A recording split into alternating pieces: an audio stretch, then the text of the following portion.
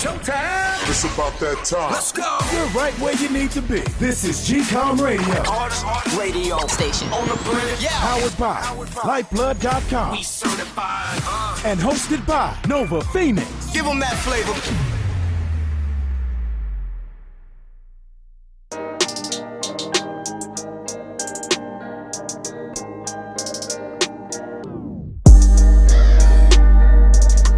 What is the deal? What is the deal? What is the deal, y'all? Man, yeah, I'm here, man. This is Nova Phoenix, your host on GCOM Radio on Say It To Me. That's right, on iHeartRadio. Yeah, so we are here, and I'm saying hi to you, and you're saying hello back. Hello, folks. Hello, I hear you. Trust me, I hear you. Shout out to all those folks around the world listening to the show right now. Yeah, this one is not going to be a long one. Definitely not like the last time before, but this is not going to be a long one because of a lot of things was going on. So, and I need to take care of some things for this week. Yeah, and you know what this week is. Yes. So, you know, I was doing the Tech Day Online thing last week, and that took up a couple of days, and I had to do some other meetings, and it went well, and that took up a lot of my time. I had to, you know, of course, get on the ground because it's not just GCOM Radio I do. That's just a podcast. I'm also the founder of Lyfeblood.com, as everyone already knows, right? So, yeah, man. So that took up a lot of my time over the weekend, and then I had one special day that I had to take care of. Of course, it was my wife's birthday. Yes, it was her birthday. So, you know, you can't do two things at once. You try to do two things at once, it never works. So you have to make a decision. I don't even know how people do it, honestly. I don't know how people do it. You know, they crank out a show every week, twice a week sometimes. And I'm like, for every week. And I'm like, wait a second. I mean, I'm sure they got other things going on in their professional, personal life that they can't possibly do with just two hands. And I gotta say, sometimes people just gotta, you know, take a break. Give it a week, give it 2 weeks. But, you know, sometimes people get in the zone, everything else gets tossed out. So even for me doing a weekly show, you know, you have those moments where it's going at a nice rhythm, and then things just happen, man. Things just happen. So I don't know how people do it and continue to crank out shows. They do it when they can. But yeah, it was my wife's birthday, so I like to say happy belated birthday to her. We had a good time. I have. Let me tell you something. I'm not big on you know, public displays of affection. I am not good on that. I don't do that thing. But I will say this: I do love my wife. I love you, babe. You have all these years that you have gone through. And especially this is a very special year, and for everybody that's having birthdays. But to talk to you directly, that, you know, even through this COVID thing, you know, we want to enjoy the time that we have, because things could be different. You know, someone could come down with COVID, and it could be one of the more serious sicknesses, or, you know, having it. And it just, you know, during this COVID period ordeal, you know, we tend to understand and respect this fragile thing called life. And even at the tender age that we all are experiencing right now, you know, we got to all appreciate that time, that we do have that one more year of life, and that gift that the higher power gives us. So happy birthday again. I love you, babe. And yeah, so one more year down, right? Yeah, so yeah, folks. And doing that thing, and oh man, so that took up some time, and I was getting to take care of some other things. So it's only here. So that's why I'm not doing a extra long show, probably like 25 minutes, half hour, and I'm serious. It's not going to be long. Just a couple of things that I saw over time that caught my eye. So the presidential administration, so it's coming along. So this dude, Trump, is, you know, he's whang, and putting his thumb in his mouth and dragging his feet and saying, I don't want to go. And pretty much that's what he's saying. This dude is doing everything in his power. And, you know, I'm keeping my eye on these articles and reading them, all the cases that him and his what is this? His right hand man. There's a real effed up name I want to give right now, but I can't think of any on the spot. Maybe it'll come to mind later. But this dude Giuliani, this slick head demon seed. I guess this is the best as it come right now. So this guy, he's at the forefront, the head lawyer trying to put all these cases, and they're not working, man. They're batting them down. I'm checking out all the Zoom video, one Zoom video, and checking out our docket, and reading articles. Had the judges in all these states are just batting them down, like you don't have any evidence. What are you talking about? Like, I can just play the part of these judges, man. I'm telling you, because it's like, wait a second. You mean to tell me that there's voter fraud going down and you don't have any evidence that this is happening? So I know that judge is looking left and right, and he's like, you know what? My man slamming that gavel on the ground. Yo, court's adjourned. Get out of here with this. You wasted my time. I can see my man slamming that. Slamming his manila folder together, tucking that thing under his arm, and be like, hold my calls, Grace. I'm going straight into my quarters. What? Or whatever you want to call it. Yo, this judge is like, really? You're wasting my time on this? Yo, really? Yo, man. Hey, listen, they're trying, and the crazy thing was they wanted to like disregard the whole of Wayne County in Michigan, pretty much where Detroit is, and a couple other neighborhoods. And I'm like, what? Really? I mean, I don't know who said this, but it was like, yeah, I want to count the votes, but let's just leave out Wayne County. Like, yeah, let's just do that. I'm like, what? Yo, it's so absurd and laughable. Like, it's you can't be mouthing the words, taking the time to vocalize the foolishness to the judge and to whoever you're tossing these words at, that they're gonna take you seriously. Like, really? You're a lawyer? You passed the bar? You went through school and everything. You know law, right? You telling me you know law, right? Get the hell out of here. So this dude, let me tell you something. The same way that Trump is handling this exit, and he was pressuring that woman from the GSA. I can't remember her name now, but she gonna put out some bogus little thing online to say that she wasn't in fear of her life or coerced or anything. Yeah, get out of here. Trump already said that he orders you to do that, so it's a bunch of BS. So this dude, Trump, is doing exactly the same thing as what we all know him to do. He's doing the exact thing as how he came in and what he's been doing for the last 4 years. So we can't expect anything different from how he's really handling the situation. And he's handling it badly. And he's going out kicking and screaming with his thumb in his mouth and just flailing his arms, knowing damn well he got something that's going to meet him January 20th. Oh man, I can't wait. I tell you. So yeah, the Biden administration is coming together, and they're putting the team. And as I said before, remember I put something on IG talking about it. Now that he's in, let's see what he's going to do with this administration. And as expected, he's doing exactly what we all thought he was going to do. He was going to put in moderates, Democrats, and really establishment Democrats that's really not going to, what do you call it? Tip the boat or rock the boat in any way. And the other thing that to me was a sign that there could be some problems here is when he's trying to reach across the aisle. Now, again, the only way that I like Republicans, because they come in swinging and they don't give a damn what law they trying to break. They come in swinging. And I'm like, if this was a boxing match, the Republicans would have beat the Democrats' ass by now. Even if the referee was like, you can't do that. There's no headbutts. There's no elbows. There's no knees. The Republicans don't give a damn. And then when I hear the Democrats say, well, we got to reach across the aisle. And let me tell you something. I tell you, if they're going to play this game, if Biden is going to play this game and really renege on all those things that he talked about as far as helping his base, what he has to do, as I said before, he has to double down and help. His base is the cornerstone of his whole legacy. They're the cornerstone. That is the foundation that allow the Democrats to get in. They eke over the hill, and especially with the black electorate. You know, they eke over the hill to get this win.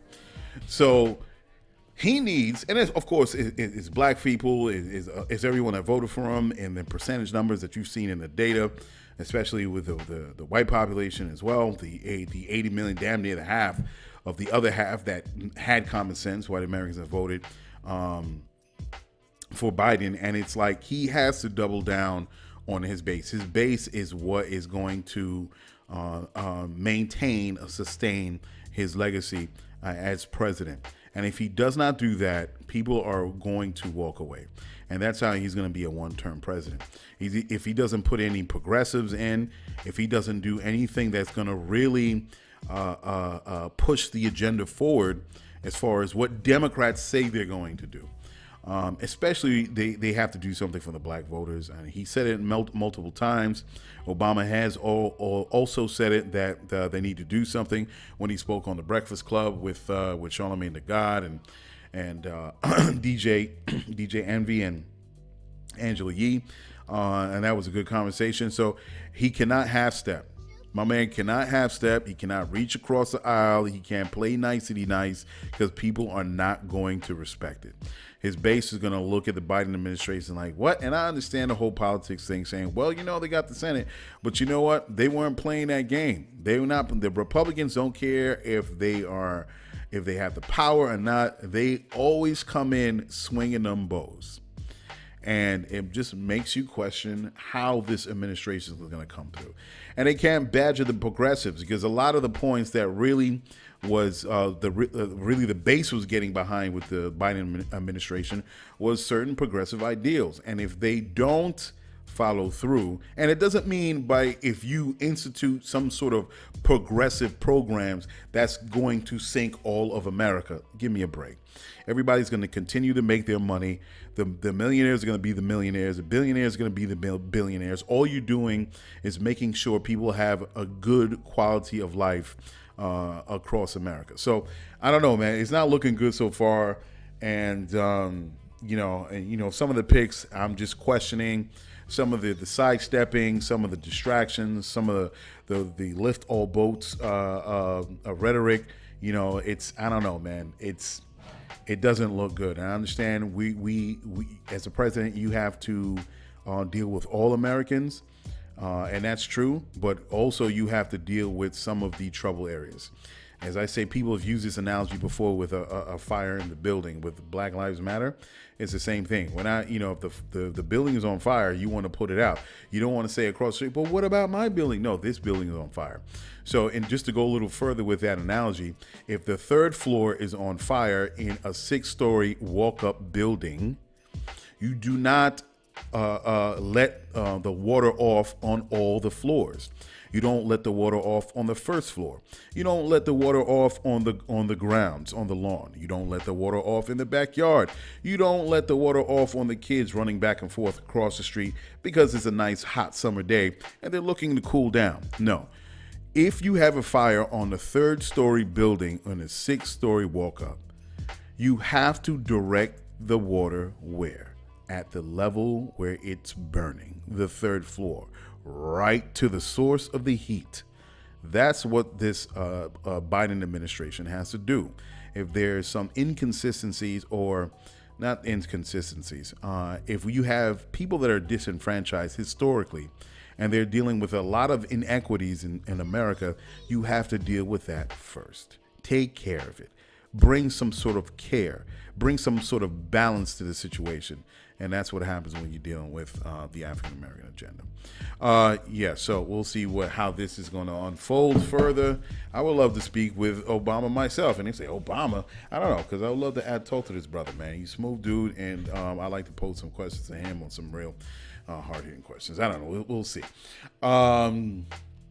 You know who else has a tough job? Kamala, excuse me. Let's see how this Georgia thing turns out, and then we'll come back to it. Because once they balance out this Georgia thing, if they win, the Democrats win, the final say is going to be in Kamala's in Kamala's corner. So we'll see how that goes down. Okay, Lil Wayne, man, Lil Wayne. So everybody knows what Lil Wayne talking about. That's funny. That's crazy, man. So all that stuff that when Lil Wayne did when he took that picture with Trump and he was smiling and he wide from ear to ear. So my man was saying that, you know, big ups to the platinum plan. The Trump's going to do this and do that for the and everybody was giving him the business. And it comes to find out, as everybody knows already, this dude has a gun charge from a previous time. I don't know, that I have no idea. I read the article, but it happened before. And of course, he goes to Trump, not something that's in the interest of the black population, not to see that, you know, let me get involved with politics, but more so to take care of his own business. Literally, he is stepping over black bodies. He is pushing and smushing and mushing black people's faces out the way because he got a situation. So to hell with what he was potentially going to tip into Trump's corner by being the public figure that he is, the famous rapper that he is, and getting people's eyes on Trump. He was willing to throw everything to the hill, bro. Just throw everything into the gutter just because he has a gun charge that can, you know, it's a lot of years, 10 to 15 years or something. He was willing to screw what's going to happen to black people. I got a situation. Hey, could you take care of me? What? That, to me, that says a lot about your character, bro. You know, you're a dope artist. I love your music and what you do. And for you to do all that, man, it says a lot about your character in tough times. And that's what I think. That's what Martin said. You know, you could tell a lot about someone, not during the good times, but during the bad times. Yeah, I don't know, bro. It's gonna be hard to. Oh, yeah, you lost a couple of points in my book. Anyway, so the Grammys, man, the Grammys just came down, and we got a lot of controversy already. The Grammys are having issues because Lil Baby wasn't on the roster. He wasn't a nominee.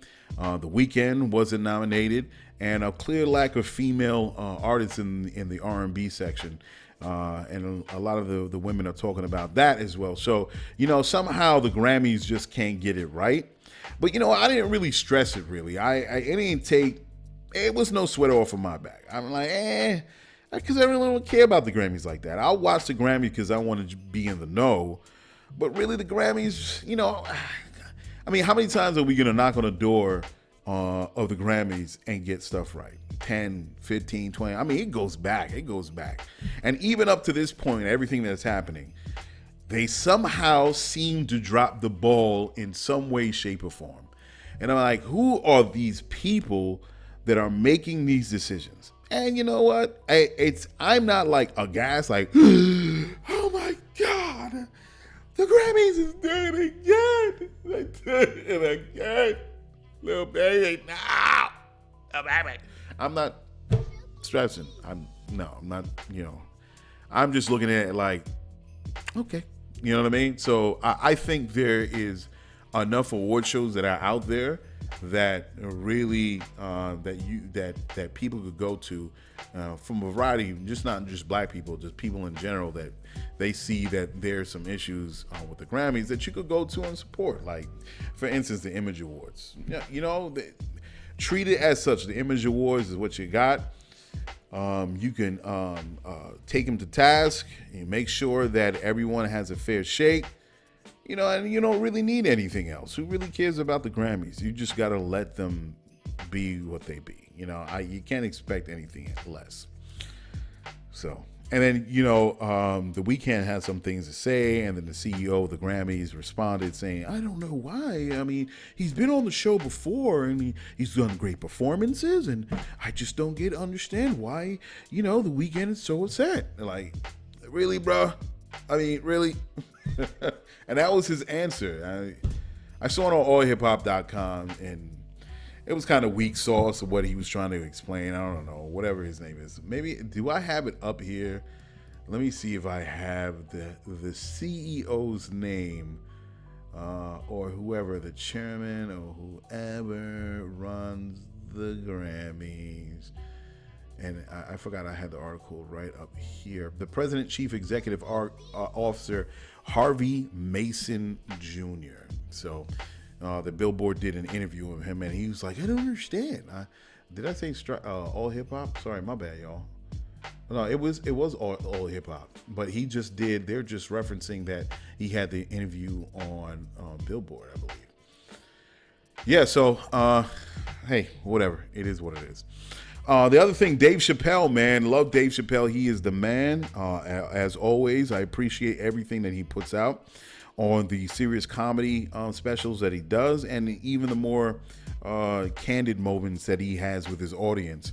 That there's no real jokes that he wants to tell, but you're just pulled into Dave Chappelle's world, man, because he could be really, captivating, enthralling. You're just drawn to every word that he says because he's going to bestow some sort of knowledge on you, and you're going to be walking away like, damn, my man just hit me with the good info. He had a story to tell, 10, 15 minutes, but damn near changed my life.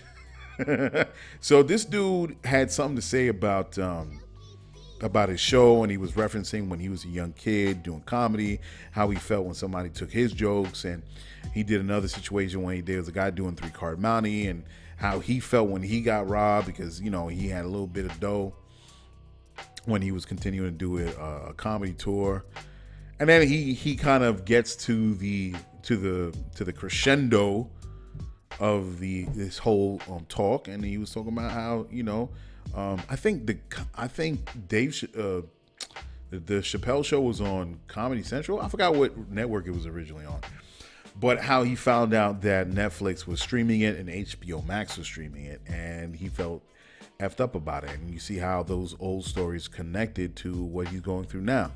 So, of course, he couldn't get any headway from his agent, and he just simply said, hey, I'm going to speak to the people. They're really the boss.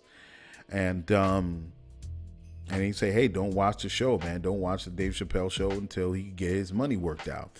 And he signed that deal when he was doing this thing. And I forgot the exact words, the chain of words he said, but something as your name in perpetuity throughout the universe, something or other to that effect, and pretty much saying whatever we make or whatever you do, everything, your likeness, your image, we will forever hold possession of this particular show and you can't make no money. I don't care where it goes or whatever is made in the future that we have not thought of. If it's created and this content is put on that platform or that medium, we're getting money from that too. I'm like, damn, that's some words, right? That's crazy that you could sign something like that. But yeah, we gonna support Dave Chappelle and what he's trying to do. And it's messed up that, but I got to give a shout out to even Netflix. Netflix has been catching heat lately. But in this time around, they did right. And, Dave Chappelle asked them to remove it from the platform, and they did. So, big ups to Netflix for doing that. That's a real dope thing. And what was the last thing? Okay, yeah, I'd like to say happy Thanksgiving, and that's why I'm keeping it short. And I'm running a good time, 22 minutes, it looks like.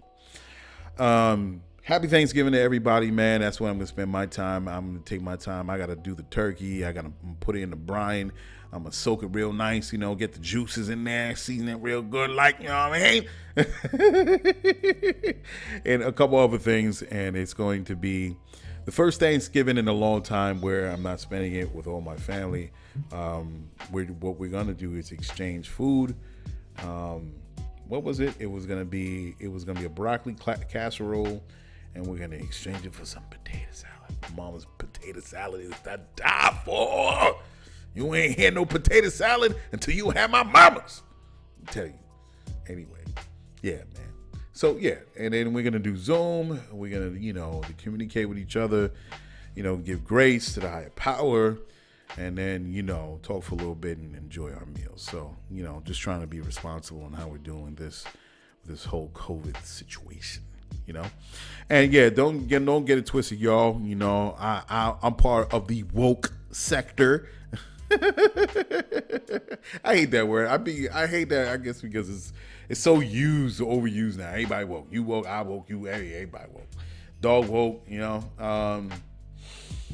Yeah, so I understand everything, that propaganda with the Indians sitting across from the pilgrim, and they have a feast sitting at the table, and they're all happy and smiley, and that's how Thanksgiving started, with the pilgrims and what do they call them? The honorable savages, right? Yeah, I ain't for that. Everybody knows, and I say this every year. If people want to understand what happened during the time period, I suggest you guys go to the I think it's called the Short Accounts of the Indies by Bartolomeo de las Casas, and that is a short book. I think it's about 50 pages. Short accounts. There you go. A short account of the destruction of the Indies by Bartolomeo de las Casas, and he was a friar. I think he was French or Spanish, one of them. And he was actually a part of the invasion of the Caribbean. And he was fine with everything that was happening until he grew a conscience. I guess, I don't know, he prayed one day and was like, oh man, we doing too much. And he actually was imploring the Spanish, let's just say for now, to stop doing what they were doing. And they were like, screw you. So he wasn't getting any headway. So he went back on his ship, back to Spain, and he was asking them, hey, we got to stop doing this. This is not right. These people are human beings. I don't think he was getting much traction. He comes back trying to stop things, if I'm correct. But then he proceeds to document every single event that was happening to the indigenous people in the Caribbean, and all of the atrocities, the murders, the tortures. I mean, to hear some of these stories, what happened to the adults, what happened to the babies. I mean, it was almost, man. I mean, it's hard to explain. Some of these people were psychotic on what they were doing to these people. I think there were some folks mixed up that they were serial killers, man, and they got off on the suffering of human flesh, man. Because you hear some of these accounts and you're like, what? Like you wouldn't believe a human being would do that to another human being, and it happened. So the indigenous people were nearly wiped out, and those that are still alive, there's an obvious difference, because when you look at old pictures of Native Americans, indigenous people, they were dark-skinned people. And now some of the indigenous people you see now is like, oh, wow. So they almost got wiped out, man. And, they're still holding on to their culture. They're still suffering in the reservations that they're on right now in America. And, we need to have some sort of America, I would say America needs to atone.